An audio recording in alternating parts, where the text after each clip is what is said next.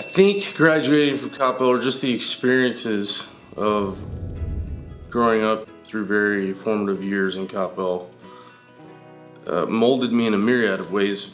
First of which, how to deal with a wide range and variety of people, because there's not one categorical box that people fit in from Coppell or from any big city or relatively big city.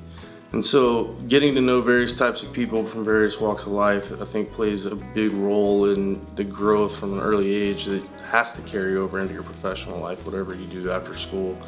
And so that was a big plus for me. And then not only that, the camaraderie of a tight-knit city. I mean, I know when I was there, it was everybody knew everybody, and just a very tight-knit community, very proud city, which is important. It's important to be proud of where you're from and where you grew up, and from the lessons you learned, the people that have influenced you. And that's one thing I'm really proud of from Coppell, is it's, I'm proud to say I'm a Coppell Cowboy.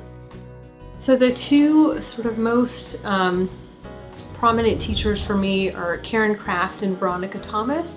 Karen Kraft is a gifted and talented English teacher, and although I think my strong suits were maybe in math and science, I loved her class, and she was just exceptionally creative, and the homework assignments felt very different than the traditional classroom setting. We have to do like 5 creative projects per 6 weeks, and that was the bulk of our grade, as opposed to, read this book and take a 50-question multiple choice test. And so I really felt like that class helped me to grow and develop as a writer, and also just grow and develop my creative side. And then Veronica Thomas is a math teacher, and she taught algebra for me, and she is a super smart lady, and I love math, and so we got along well.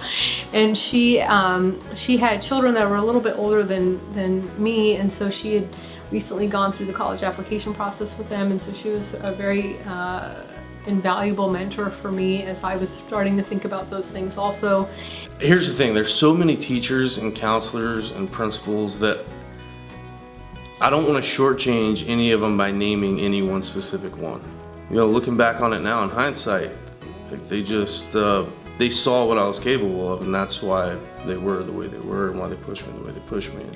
And I hear now that, the top 10% is very difficult to achieve. Everyone has a 4.0. Everyone, studies super hard for the SATs from when they're like 12 years old, and we live in such a sort of fast, overdone society sometimes. And I think the truth is that everyone's going to be successful, and we put so much importance on checking a lot of boxes in our youth and in high school that probably in the long run aren't that important. So I think for the kids who say, well, I want to be successful and have a good career and all this, I would caution, to take a deep breath and slow down, because it sounds silly, and a lot of people say it, but you are only a child once, and it's not that important that you check every last box on that college application, otherwise they won't admit you, etc. Just be yourself,